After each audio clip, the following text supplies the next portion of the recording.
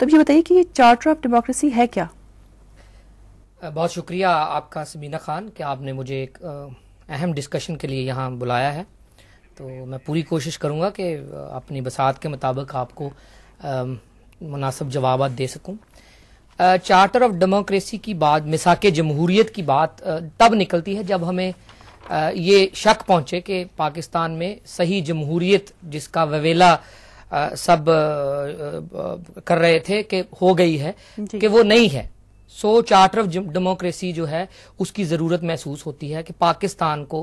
Military dictatorship के बाद, जो कि मुशर्रफ साहब ने इक़्तिदार पर जो कब्ज़ा किया 12 अक्टूबर 99 को, उसके बाद जो उन्होंने 7 नुकाती एजेंडा दिया और उसके बाद जो 2002 में इलेक्शन करवाए, तो उसके बाद अगर ये ज़रूरत महसूस की जाती कि मुल्क में 7 नुकाती एजेंडा भी पूरा हो गया है, आवाम रावी चैन चैन लिख रहा है, आवाम को इंसाफ मिल रहा है और हर चीज़ हो गई है, तलीम है, सेहत है और लोग खुश हैं, रोज़गार है, तो शायद लोग जमहूरियत की तरफ इतनी तवज्जो ना देते। ये देखते कि एक military dictator has provided all those things, जिसकी जमहूरियत की रागनी अलापने वालों को से तवक्को थी। लेकिन अब ये ज़रूरत इसलिए महसूस की गई है कि नॉट ओनली वो कू भी काम नहीं आया, वो 7 नुकाती एजेंडा भी दरे का दरा रह गया। मिनिस्टर नैबज़दा मिनिस्टर्स की फौज दर फौज 63 के करीब वो सब सुबह शाम से लूट मचा रहे हैं और जमहूरियत का कोई नाम लेवा नहीं रहा। अब तो बैनुल अक़वामी तौर के ऊपर भी पाकिस्तान में ये ज़रूरत महसूस करनी शुरू हो गई है। जो अदारे हैं उन्होंने कहा है कि demilitarisation of Pakistani civilian setup, उन्होंने कहा है कि ये जो मिलिटेंट्स का वावेला है ये just show off civilian setup जो है बेहतर तौर पे कम्बैट कर सकता है टेररिज्म को। अब इस सूरत में कॉन्स्टिट्यूशन का रिवाइवल एक अहम ज़रूरत के तौर पर महसूस किया गया है।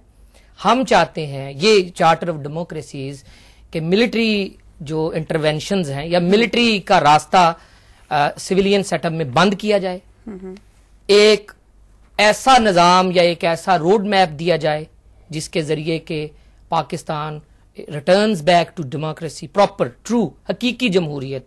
और फिर चार्टर ऑफ डेमोक्रेसी के नीचे जब ये हालात पैदा हो जाएं, तो क्योंकि ये दोनों पार्टियां मिल बैठ रही हैं, ये एक संगे मील है, तारीखी इकदाम है, जो जितना मर्जी क्रिटिक्स जो है दूसरी पार्टियों वाले कहें, लेकिन एक तारीखी मकाम है। इरशाद अहमद हक्कानी साहब ने कहा है कि आप जितना मर्जी इसको अंडरमाइन करें, ये एक तारीखी बात है जो पहले नहीं हुई।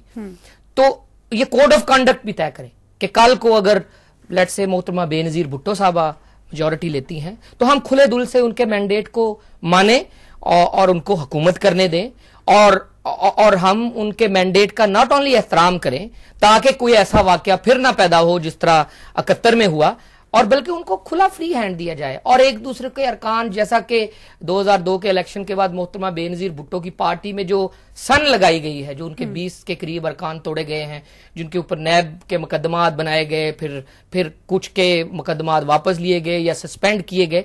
ऐसा कदम ना हो। अगर मोहतरमा आती हैं तो मोहतरमा हुकूमत करे, लेकिन दोनों में एक कोड ऑफ कॉन्डक्ट पे ऊपर इतफाक हो। मसलन भाईचारे की फजा होगी, मसलन बातचीत होगी, मसलन कुछ ऐसे बातें हैं जो मुस्लिम लीग नून करना चाहेगी, उसके ऊपर इतफाक हो, जमहूरियत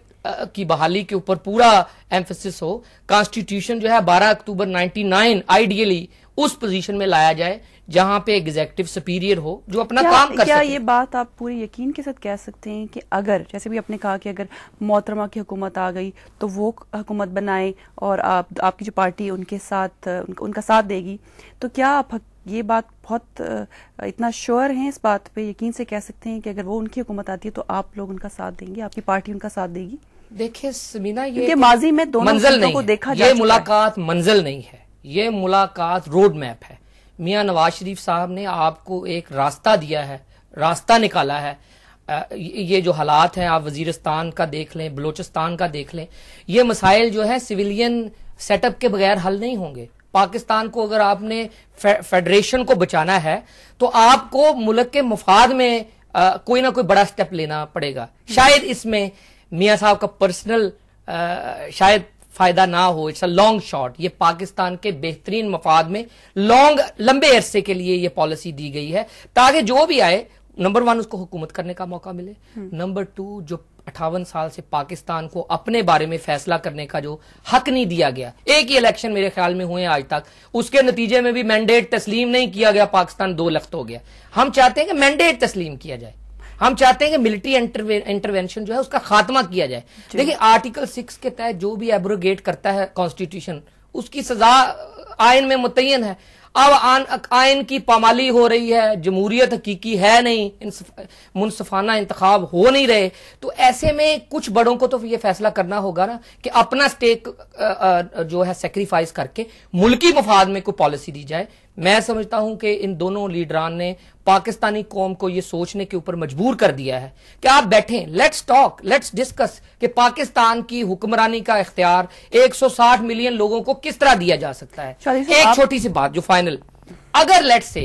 ये लोग, अगर इनका प्रोडक्ट जो है नहीं डिलीवर होता, तो मुशर्रफ साहब की क्यू लीग तो रेडी है ना। अगर उनको इतना एतमाद है तो छोड़ें ये पैट्रियाट शैट्रियाट, खुल के इलेक्शन में आए, मुशर्रफ साहब वर्दी उतारे, इनके मुकाबले में आए कि भाई मैंने 7 नुकाती एजेंडा डिलीवर किया है और मैं देखता हूं मैदान में कौन आता है। मैं समझता हूं अगर अवाम ने इनको वोट दिया तो मेरे ख्याल में अगर इन्होंने एजेंडा डिलीवर किया है तो ये 100 साल तक वजीर आजम रहेंगे। अगर एजेंडा डिलीवर नहीं किया तो शायद ये अपनी भी जमानत जब्त करवा ले। चौधरी साहब, आपका ताल्लुक हुकूमती पार्टी के साथ है, बिल्कुल है। तो जैसे अभी अमजद मलिक साहब ने फरमाया कि मुल्क में आइन की पामाली हो रही है, हालात बहुत खराब हैं, आप इनकी बात से इत्तफाक